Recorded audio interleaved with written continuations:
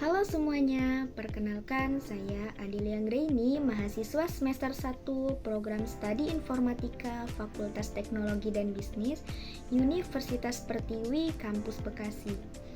Hari ini sebagai bagian dari tugas Bahasa Indonesia, saya akan membahas atau mengulas sebuah film yang sedang trending di kalangan generasi anak muda sekarang. Karena cerita di dalam film dirasa sangat relate dalam kehidupan di generasi Z ini. Apalagi kalau bukan film Aku Tak Membenci Hujan. Aku Tak Membenci Hujan adalah serial televisi Indonesia produksi Unlimited Production yang ditayangkan perdana pada 9 Desember 2024 di Viu. Film ini diangkat dari cerita Wattpad yang berjudul Aku Tak Membenci Hujan, karya Sri Puji Hartini. Serial ini disutradarai oleh Ade Dharmastria dan dibintangi oleh Aisyah Akila sebagai Launa dan Jeff Smith sebagai Karang. Episode baru serial ini tayang setiap Senin dan Selasa pukul 8 waktu Indonesia Barat. Film Aku Tak Membenci Hujan mengisahkan tentang seorang anak yang bernama Karang yang memiliki kepribadian ganda. Sejak kecil, ia mengalami trauma berat karena perlakuan buruk ibunya yang membenci Karang karena terlahir dari hubungan yang tidak diinginkan. Banyak kenangan traumatis yang membekas di hati dan pikiran Karang. Salah satunya adalah saat ia terkunci di gudang dalam keadaan gelap. Ia juga terperangkap di tengah hujan dan petir. Trauma masa kecil itu membuat Karang menjadi pribadi yang kompleks. Bertahun-tahun dalam hidupnya, ia berjuang mengatasi trauma tersebut. Tetapi ingatan masa lalu terus menghantuinya. Kehidupan Karang mulai berubah saat ia tak sengaja ditabrak oleh seorang pengendara sepeda di halaman sekolahnya. Siswi tersebut adalah murid pindahan bernama Launa. Singkat cerita, Launa adalah gadis yang ceria dan lucu. Sejak kejadian tabrakan itu, ia penasaran dengan sosok Karang yang terlihat misterius. Rasa ingin tahu yang besar membuat Launa akhirnya mencari tahu lebih dalam tentang Karang. Bahkan ia terlibat langsung dalam kehidupan Karang. Interaksi keduanya membuat Launa mengetahui tentang Karang lebih banyak. Launa menyadari bahwa di dalam diri Karang ada sisi kepribadian lain yang berbeda. Hubungan mereka yang semakin emosional membuat Launa bertekad membantu Karang sembuh dari traumanya. Namun, kisah mereka tidak semulus yang dibayangkan. Sayangnya, ending yang ditampilkan dari film ini belum cukup memuaskan penggemarnya. Lantaran usai Andira yang berperan sebagai ibu Karang berencana menembak Pradipta yang berperan sebagai om Karang sekaligus orang yang sudah menghamili Andira. Justru Karang menghalangi aksi sang ibu. Alhasil, Karang menjadi korban atas tindakan Andira dan membuat sang putra tak sadarkan diri. Selang beberapa hari, akhirnya Karang siuman. Namun kekasih Launa itu hadir dalam karakter yang berbeda. Lelaki yang hanya mengenali sang ayah dan asisten rumah tangganya itu menyebut dirinya sebagai Arutala. Selain Andira, Launa pun begitu terkejut akan kepribadian yang hadir dalam tubuh Karang. Meski begitu, Launa akan menerima bahkan menunggu hingga Karang miliknya kembali. Dan cerita pun tamat. Itulah cerita singkat dari film Aku Tak Membenci Hujan. Sekian dari saya. Terima kasih. Happy watching.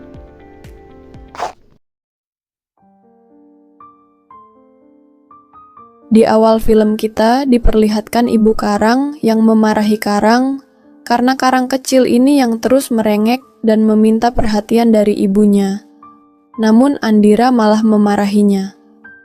Next Pram, ayah Karang, datang menemui Dikta. Pram marah kepada Dikta karena sudah mengetahui bahwa Diktalah pelaku peruda paksa istrinya dulu. Dikta menjawab iya dan mengakui semua perbuatannya. Mereka pun berantem pukul-pukulan namun akhirnya dipisah oleh ibunya. Dikta mengatakan bahwa ibunya telah mengetahui semuanya dan menyuruh Andira menyembunyikan hal itu semua dari Pram. Pram yang mendengar itu tentu merasa kecewa dan marah kepada ibunya. Dia tidak menyangka bahwa ibunya setega itu terhadapnya. Ibu Pram meminta maaf, namun Pram yang terlanjur kesal marah besar dan meninggalkan mereka semua. Una, Biru, dan kedua orang tuanya terlihat sedang menunggu Karang di IGD karena insiden alergi kemarin. Tak lama kemudian Dikta dan ibunya juga datang. Pram pun membawa Dikta ke belakang dan mengatakan untuk menjauhi keluarganya. Namun Dikta mengatakan bahwa Karang adalah anaknya. Mereka pun kembali berantem pukul-pukulan dan dipisah lagi oleh ibunya.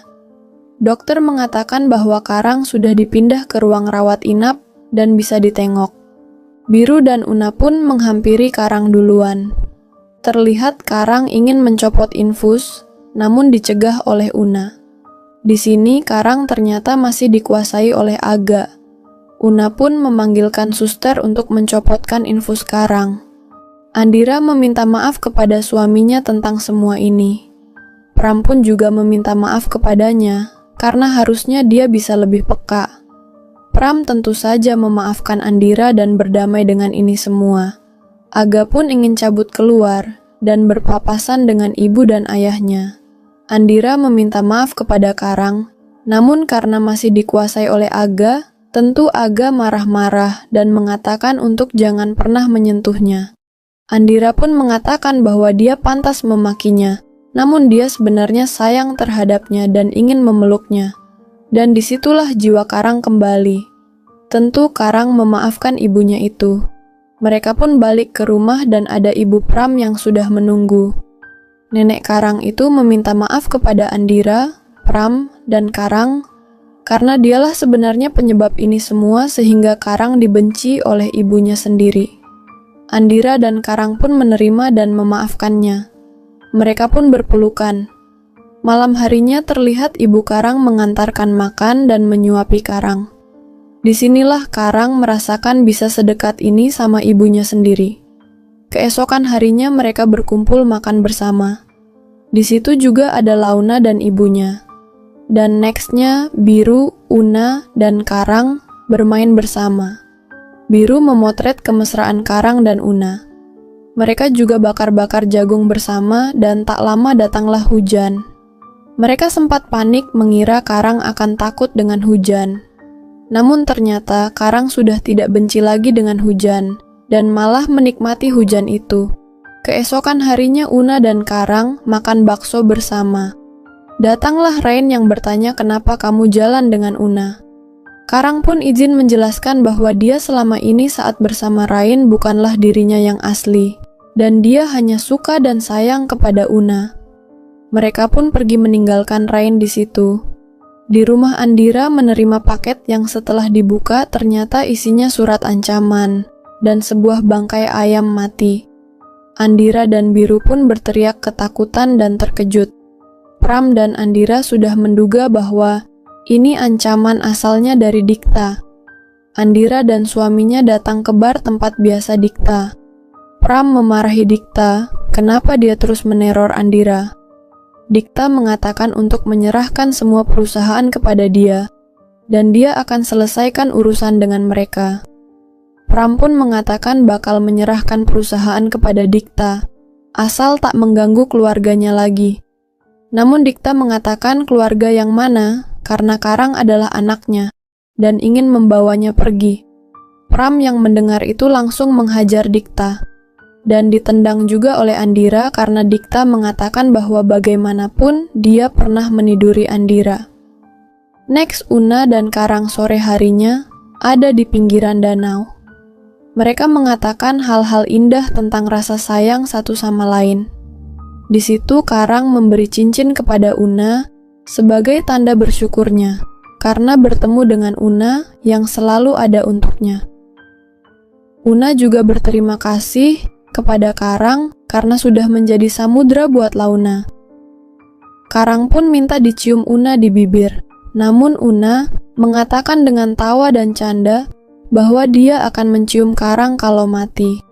Mereka pun tertawa bersama dan berpelukan. Malam harinya Dikta memberi pesan ke Andira bahwa dia harus hidup dengannya dan Karang bersama. Andira yang kesal meminta bantuan temannya untuk membeli sebuah pistol. Keesokan harinya Una dan Karang teleponan. Karang melihat ibunya pergi keluar seperti ada yang janggal. Dia pun mengatakan kepada Una bahwa dia ingin mengikuti ibunya. Launa mengatakan untuk selalu share live lokasi agar Una bisa melacaknya jika ada suatu hal nanti. Karang pun membuntuti ibunya dari belakang, sementara Una, Luka, dan Orion juga terlihat mengikuti pergerakan Karang dari Maps. Ternyata Andira menemui Dikta. Dia langsung menodongkan pistol kepada Dikta dan berniat akan menembaknya. Karang yang melihat itu mencoba menghentikan ibunya, namun malah jadi Karanglah yang tertembak. Dikta pergi melarikan diri. Sementara Karang yang tertembak dan jatuh ke kolam, akhirnya ditolong oleh Luka dan Orion. Karang pun dibawa ke rumah sakit. Di situ Karang sedang dalam keadaan kritis. Dokter juga memberikan sebuah surat terakhir dari Karang yang berisi betapa dia sangat rindu dan sayang kepada ibunya. Andira yang membaca itu membuat semua menjadi menangis. Begitu pula dengan Una. Andira terlihat merawat membersihkan Karang, walaupun Karang sedang dalam keadaan kritis. Andira bermimpi bertemu dengan Karang, mengucapkan kata pisah, dan berpesan untuk menjaga Launa. Karang terlihat berjalan pergi menjauh meninggalkan ibunya. Andira pun berteriak penuh dengan kesedihan. Andira pun terbangun dan langsung teringat pesan Karang untuk Launa. Andira pun memanggil Launa dan memintanya untuk ngomong ke Karang, karena mungkin dia bisa membuatnya sadar. Una pun melakukan itu. Dia ngomong ke Karang untuk terus bertahan dan memohonnya untuk bangun. Dan disitulah Una mencium bibir Karang, seperti permintaan Karang terakhir kemarin. Karang pun terbangun dan mengatakan untuk merelakannya pergi. Dan Karang pun menghembuskan nafas terakhir di situ. Mereka pun berteriak menangis. Dokter pun datang memberikan pompa kejut, mencoba menyelamatkan nyawa Karang yang sudah ada di ujung tanduk, dan syukurnya Karang kembali bernafas dan hidup. Di sisi lain, Dikta ditangkap polisi karena semua kejahatan yang telah ia lakukan kepada Andira, serta korupsi yang ia lakukan. Dia terbangun namun dia jadi tidak mengenali ibunya, serta semua yang di situ termasuk ayahnya, Una, dan teman-temannya. Dia hanya kenal dengan pembantunya. Dia memperkenalkan diri sebagai Aru, tokoh karangan ibunya sendiri dulu. Andira dan yang lain sedih mendengar hal itu. Keesokan harinya di rumah, Karang sedang asik melukis. Ibu dan ayahnya berbicara dengan dokter tentang kepribadian Karang sekarang yang berubah jadi Aru. Dokter mengatakan bahwa ini semua bisa terjadi karena trauma masa lalu yang Karang alami. Dan kemungkinan bisa sembuh totalnya sangat kecil. Andira sangat menyesal apa yang telah dia lakukan selama ini terhadap Karang. Una pun datang izin kepada kedua orang tua Karang untuk mengajaknya main keluar. Dokter juga memberikan sebuah alat bantu yang akan dipasangkan di kuping Karang, karena Aru adalah pribadi yang tidak ingin mendengar dan menutup diri tentang dunia luar. Una menjelaskan bahwa Karang dan Aru itu adalah orang yang sama. Namun Karang mengatakan tidak. Dia juga tidak menyayangi Una. Una yang mendengar itu sedih. Una bertanya terus siapa gadis yang kamu cinta. Aru menjawab God is penjual kapas yang dia temui waktu kecil. Aru mencopot alat pendengar itu. Dan Una memohon-mohon untuk mengembalikan Karang kepadanya. Una sangat kangen pada Karang. Una sangat sedih, dia menangis memohon-mohon. Namun Aru tetap tak menghiraukan dan pergi meninggalkan Una di situ. Dan season pertama dari series aku, Tidak Membenci Hujan ini pun tamat.